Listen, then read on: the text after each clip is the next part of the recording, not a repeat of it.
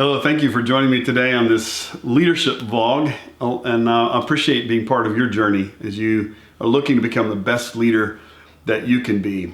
Today's subject is leading those who are actually following you.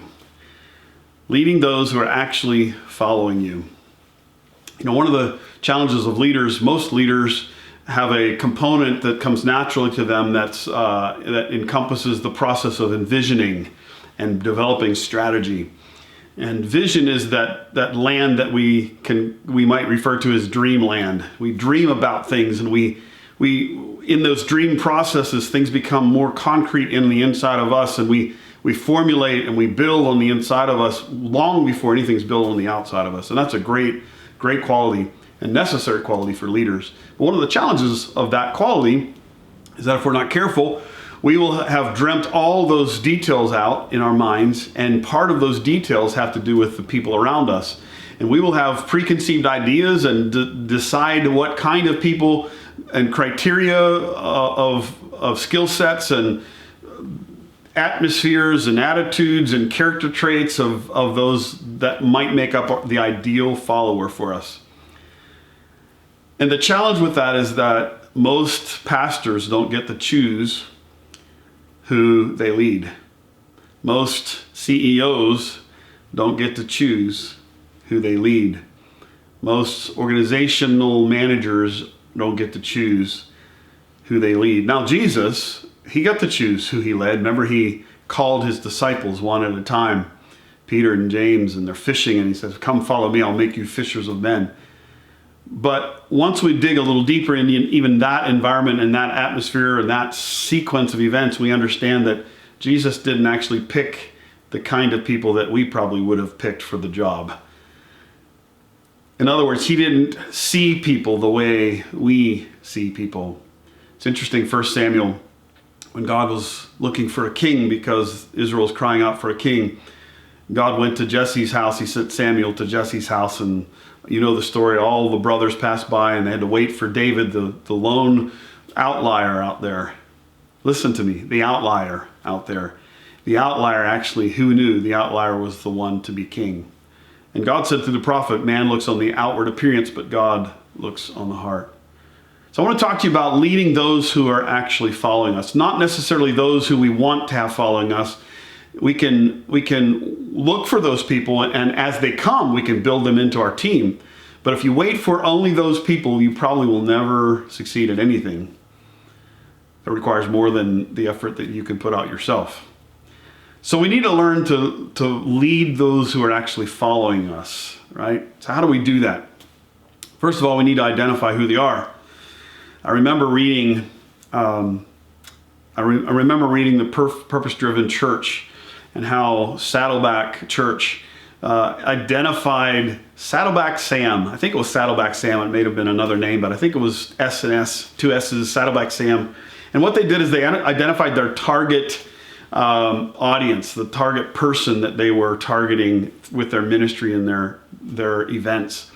And they did their homework well. And I would suggest as a leader, it's really important we do our homework well on who's actually following us. Again, separating that from who we want to follow us. Who are the people that are actually here right now? Who are your managers? Who are your leaders?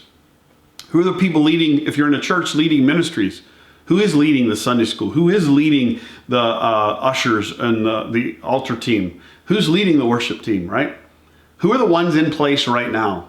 What are their characteristics? What are their strengths? What are their weaknesses? What are their challenges? What are the cultural challenges that you and all of your leaders are going to face because you are put and planted in the community that you're planted in, the state that you live in, the country that you live in? Know who you are leading. Who are the ones that are right now following you? And a successful leader, a great leader, will target his leadership skills to leading those who are actually in place right now following. I like to also think in terms of shoulder and hand. Shoulder and hand. Shoulder speaks to side by side to me, shoulder to shoulder. That's my peer group. Who's around me that are my peers that I may not be leading in some overt way, but I have a place of influence with. Those are my peers. And there's a leadership role I have there. There's an influence that is real there. But then there's my hand. It's the shepherd who would hold his hands out and the sheep would come and eat from his hand.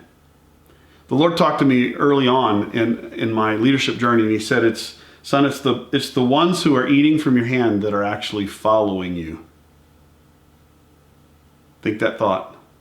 It's a really good thought.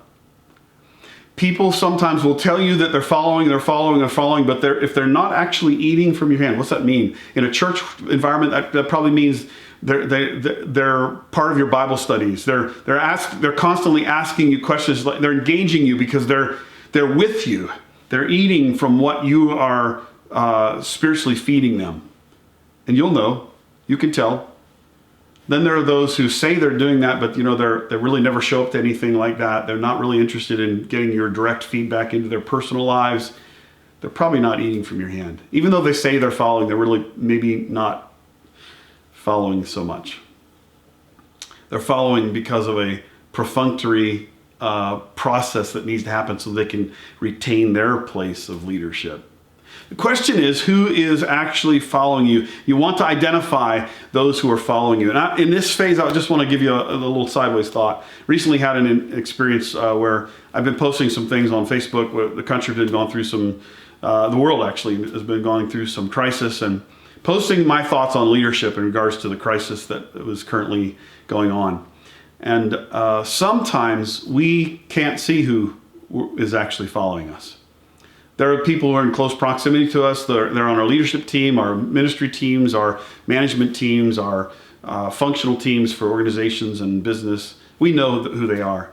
But I want you to just think for a moment. There are people who you are affecting that you don't even know. So I posted some things, and several weeks later, I got a private message from someone who was an acquaintance, and I knew them, and they knew me. But they weren't part of my sphere. They weren't part of my circle. They didn't attend my church, that kind of thing. And they just gave me some feedback that reminded me of this point, that we are actually often leading far more people than we're aware of. They don't have to be just in our little sphere for us to have influence on them. So first, identify those who are following you. Second, understand who they are. Understand what they face. Understand what their needs are. Understand what their strengths and weaknesses are. See, a big vision cannot be accomplished without a real valuation of your actual followers. We have to really value them. And to value them, it means we put ourselves in their shoes and we understand what they're facing. What are the needs of your sound team, for instance, in a church? What are your needs of your sales team in a business? What do they really need to be successful? And if, as leaders, we're unaware of those things, then we're not doing our job. And if we're aware and don't care, then we're not doing our job. Because it's the leader's role to find a way to set up our people, those who follow us, for success. And it's our role to put them in the best position to succeed so that our company, so that our organization, so that our church can succeed. Understand what you need. Understand what they need. And thirdly, so we identify who they are, we understand what they need. And thirdly, we target our leadership to provide that. What do they need? How can we put them in the best position to succeed? How can we as leaders support them in a way that they have enough strength left over that they can actually accomplish their task for the sake of the organization or the church? What can I do? What am I doing? What am I going to do that will really help them? Leaders often talk to their leaders or their teams. They talk at them rather than talking with them. You know you're talking at somebody when you're answering a question that they're not asking. Ooh, that kind of hurts. I've been there, done a lot of that. But followers who are talked with become empowered to fulfill things bigger than what they could have before. In other words, they are supported and they are equipped and they are empowered and they are energized to fulfill the mission whatever that mission is.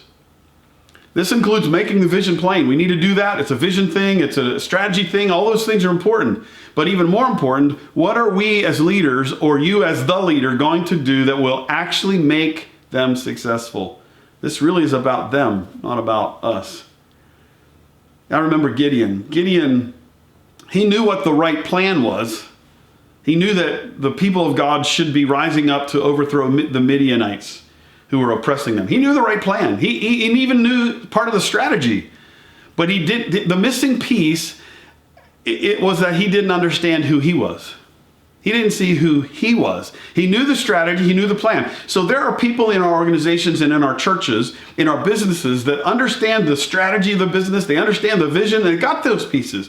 But what they're missing is their piece. They're missing their value. They're missing their importance. They're missing their identity. And that's where our role as a leader becomes really clear. What are we going to do to help them understand who they are? What are we going to do to help them and support them to be the best person and therefore the best teammate that they can be while they're on our team and serving the organization or business with us? Gideon had to find a place to believe in himself, to trust in what God had put inside of him and who God made him to be, to know himself and to be comfortable with himself. And that's what good leaders learn to do. Lead their people, the ones who are actually following them.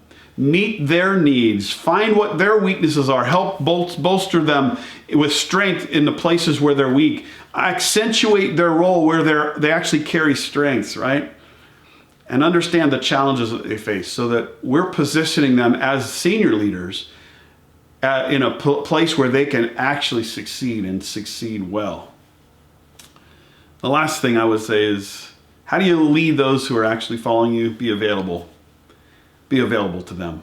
I can't tell you how many times I've been at visiting churches where or in my own church where I've had a guest minister, and it grieves my heart when I see the guest minister close up his message, do his prayer, and off the stage, and he's ushered out the door because he's not really interested in interacting with people. How can you effectively minister to people, lead people? It doesn't matter what you say if what you do doesn't line up with it. How can you effectively lead people if you're not available? And if your leadership isn't just about your vision or your strategy for your company or for your church, but it really is about them and growing them and supporting them and putting them in a best position for them to succeed, how can you do that without being available to them? I can tell you when I walk into a business or a corporate culture who the good leaders are. It's the ones where they stand out at the water cooler, not because they're wanting all the gossip that happens there, but because they want to be available to those that they lead, because it's important to them. Dear ones, I just want to encourage you, you can be a great leader. Learn how to identify those who are actually following you. Learn how to understand what they need, who they are, what their strengths and weaknesses are, and target those things so that you can be available and present in their process, present in their lives, to support them, to encourage them, and to empower them. And you will have gone a long way to becoming the best leader that you can be.